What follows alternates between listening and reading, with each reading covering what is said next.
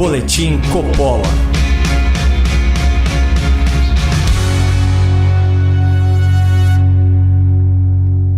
Sejam muito bem-vindos ao Boletim Coppola. Hoje nós vamos falar sobre o orçamento aprovado pelo Congresso Nacional para 2022. Há duas distorções nessa peça orçamentária que violam o princípio da isonomia e que viciam a democracia brasileira, tirando o real poder de escolha do eleitor médio e transformando nossas eleições em mecanismos burocráticos de perpetuação no poder. O tema deste programa é o fundão eleitoral e as emendas parlamentares, rubricas bilionárias que impedem a renovação política e drenam a capacidade de investimento do governo federal. Quem não se lembra dos incômodos depoimentos de Antônio Palocci, o ex-ministro e ex-amigo do ex-condenado Lula da Silva? Em um dos seus relatos mais chocantes, o ex-petista afirmou que as campanhas para eleição e reeleição de Dilma Rousseff custaram aproximadamente 1 bilhão e 400 milhões de reais, sendo que o valor declarado ao TSE era substancialmente menor, 150 milhões em 2010, 350 milhões em 2014.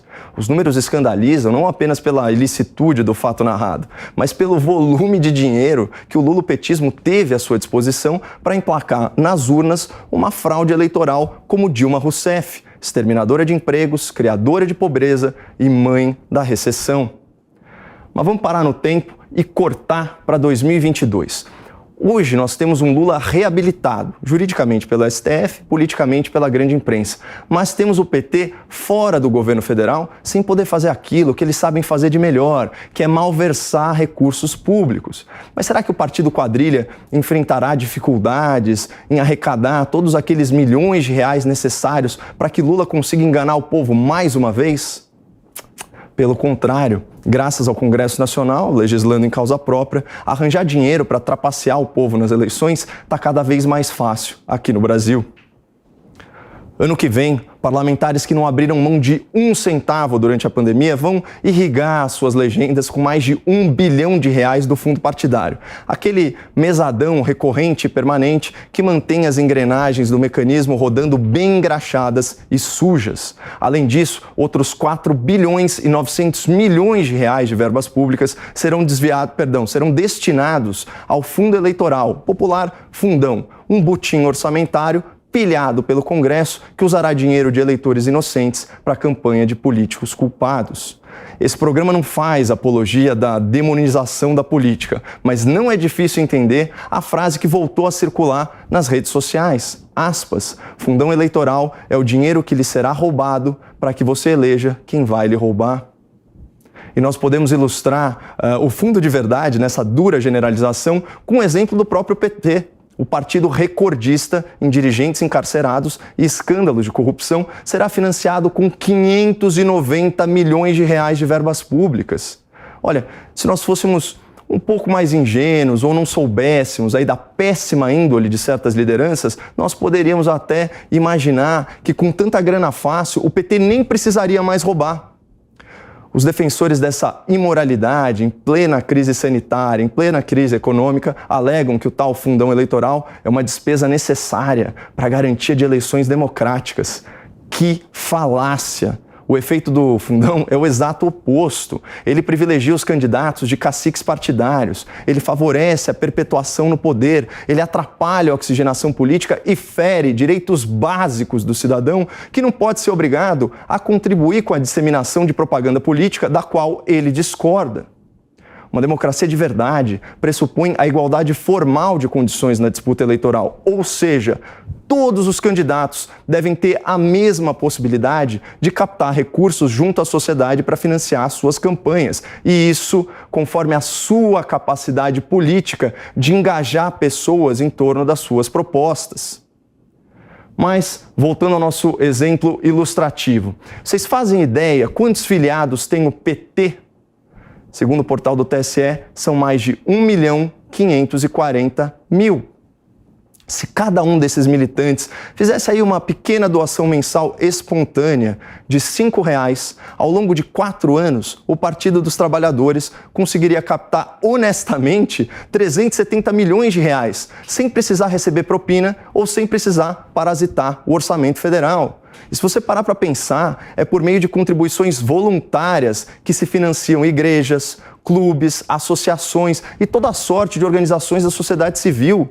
E não é difícil impedir aqueles abusos do poder econômico em eleições livres. Basta impor limites aos gastos de campanha e limites às contribuições individuais, sejam elas de pessoas físicas ou de pessoas jurídicas. Não há por que banir as empresas brasileiras do processo político por causa de meia dúzia de empreiteiros cúmplices do Lula, que se corromperam durante os governos petistas.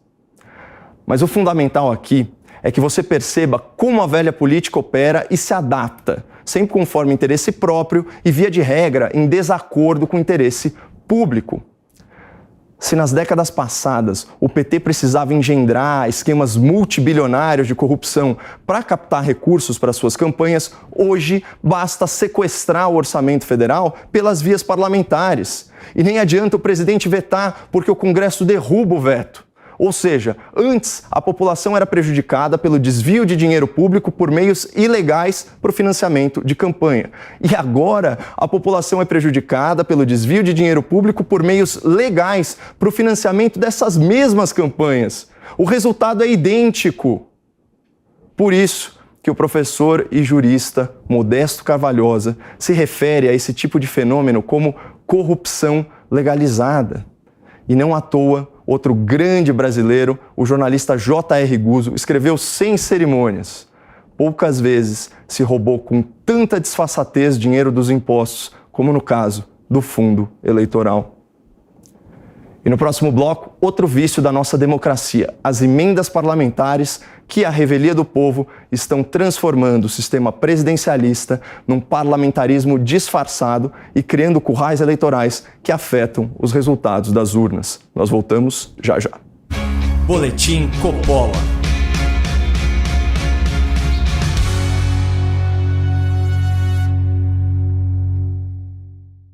Aproveitando o intervalo, eu tenho um convite para você que está nos assistindo. Conheça a BP Select, o primeiro streaming de filmes em que você pode apertar o play sem medo. São filmes selecionados a dedo pela Brasil Paralelo, com novidades todas as semanas e bônus de análises completas. Para conhecer essa novidade, clique no link da descrição desse vídeo.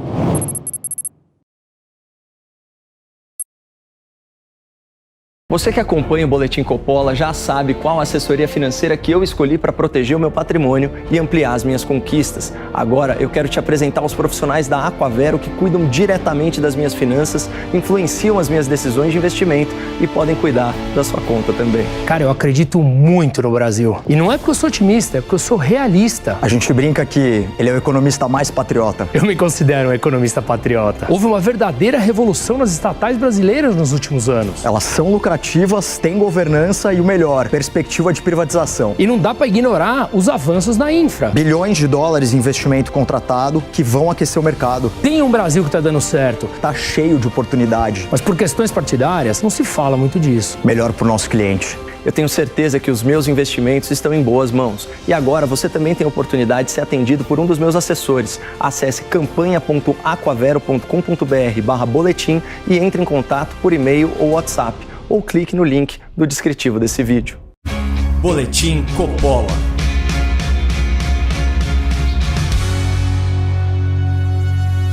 Sejam bem-vindos de volta a esse Boletim Coppola sobre dois grandes vícios da democracia brasileira presentes no orçamento de 2022 aprovado pelo Congresso Nacional. Assim como o financiamento público de campanhas eleitorais, as emendas parlamentares também drenam recursos bilionários dos cofres federais e desequilibram o jogo democrático.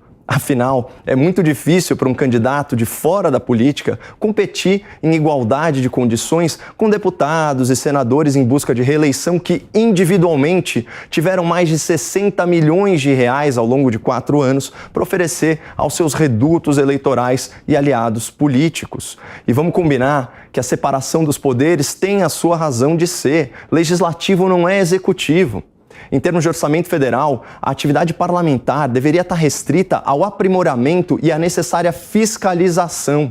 Mas nossos congressistas não resistiram àquela tentação de se tornarem sócios do governo, mordendo uma fatia cada vez maior dos poucos recursos disponíveis para investimento. Vamos aos números para ilustrar a dimensão do problema. Cada deputado e cada senador tem direito a um naco de mais de 18 milhões de reais do orçamento federal. São as chamadas emendas parlamentares individuais, que somarão 10 bilhões 930 milhões de reais em 2022. Mas existem também as emendas parlamentares das bancadas estaduais, e lá se vão outros 7 bilhões e 540 milhões de reais. Ou seja, em pleno ano eleitoral, mais de 18 bilhões e 400 milhões de reais do pagador de impostos serão espalhados, pulverizados por todo o país, sem compromisso com uma agenda nacional e conforme as conveniências políticas dos nossos ilustres parlamentares. E sejamos sinceros, boa parte dessa verba preciosa vai acabar em obras paroquianas, de baixo impacto, destinadas a redutos eleitorais de deputados e senadores, cujo principal compromisso é com a sua própria reeleição.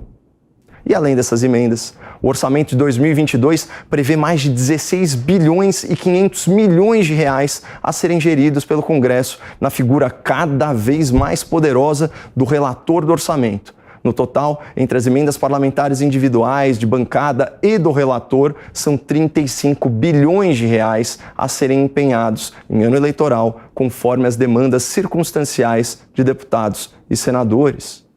Em contraposição a essa imensidão de recursos públicos, a verba reservada ao eficiente Ministério da Infraestrutura, por exemplo, não chega nem a um quarto disso. Na verdade, 93% do orçamento já está comprometido com despesas obrigatórias e o governo federal terá o menor valor disponível para investimento da história. Aliás, é interessante observar que, em se tratando de ano eleitoral, os parlamentares nunca tiveram tanto, mas a presidência da República nunca teve tão pouco.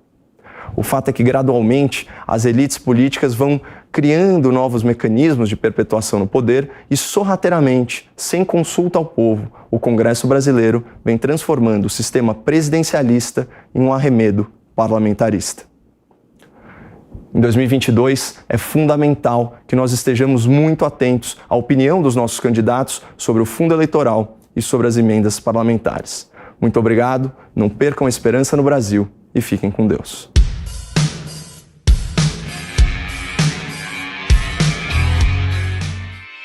Realização Jovem Pan News.